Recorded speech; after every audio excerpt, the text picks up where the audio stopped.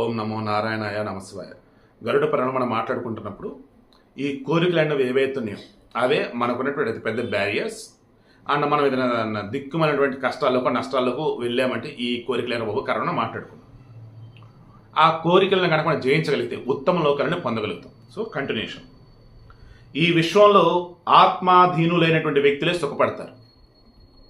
నువ్వు నీ మనసు కంట్రోల్లో ఉంచుకోగలిగితే, నీ ఆత్మ ఎలాగైతే చెప్తుందో అదే కనుక నువ్వు కనుక ప్రొపర్వేలు కానీ దానికి తగ్గట్టు నడుచుకుంటే వాళ్ళే సుఖపడతారు. ఎందుకంటే ఈ ఆత్మకు అన్నీ తెలుస్తూ ఉంటాయి.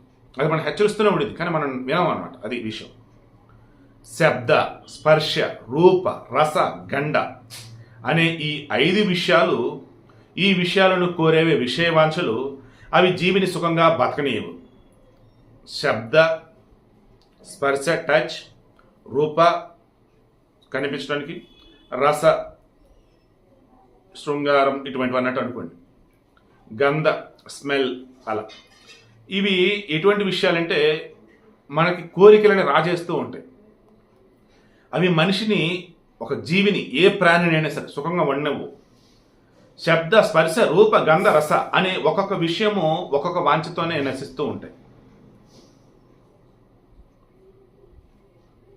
ఇప్పుడు ఏవైతే చెప్పానో వాటిలో ఒక్కొక్క దాని వల్ల మనం ఎన్నో రకాలైన ఇబ్బందులు ఫేస్ చేస్తున్నట్టుగా మీనింగ్ అన్నట్టు. అలాంటప్పుడు అన్ని విషయ వాంఛల కోసము ఆరాటపడే మనిషి గతి వేరే చెప్పాలా? సో ఒక్కొక్క దాన్ని కంట్రోల్లో పెట్టుకొని ఆడిస్తూ ఉంటే, అటువంటిది నువ్వు అన్ని ఆ 5 బేస్ మీద రిలేటెడ్గా ఉండి నువ్వు నానా రకాల కోరికలతో అల్లాడుతూ ఉన్నావంటే ఇక నీ పొజిషన్ అంటే చెప్పాలా? మానవ సంఘానికి కొన్ని కట్టుబాట్లు ఉంటాయి. ఇది మన మానవ సంఘాలు ఉంటాయి కదా, మన కొన్ని కట్టుబాట్లు ఉంటాయి. అది చేయాలి, ఇది చేయకూడదు, వావి వరుసలు, లైక్ల, తన మన భేదాలు. వాటిని గౌరవించి పాటించినంత కాలమే ఈ సంఘానికి సుఖశాంతులనే ఉంటాయి. కానీ మనిషి పుత్ర కలత్రాది బంధాలలో చిక్కున్నంత కాలం ముక్తి మార్గం కనిపించదు. సో మనిషి అన్నవాడు ఈ కట్టుబాట్లు ఫాలో అవుతూ ఉండాలి. అయితే భార్య, పిల్లలు, అమ్మ, నాన్న, అక్క, చెల్లి, అన్న, తమ్ముడు, కూతురు, కొడుకు, మనవడు, మనవరాళ్ళు, ఈ బంధాల్లో నువ్వు చిక్కున్నంతకాలం నువ్వు అనేవాడికి నీకు ముక్తి మార్గం కనపడదు. ఈ సంసార జీవితంలో నువ్వు అలా ఉండిపోతూ ఉంటావు. ముక్తి మార్గం అనేది ఎప్పుడు? మనం ఆల్రెడీ డిస్కస్ చేసాం. బ్రహ్మచర్యం, సరే మనం సింపుల్గా చెప్తాం. ఫస్ట్ స్టార్టింగ్లో బ్రహ్మచర్యం, ఆ తర్వాత గృహస్థుడివి, ఆ తర్వాత వచ్చేటప్పటికేమో అయితే వానప్రస్థం, ఆ తర్వాత సన్యాసం అన్నట్టు.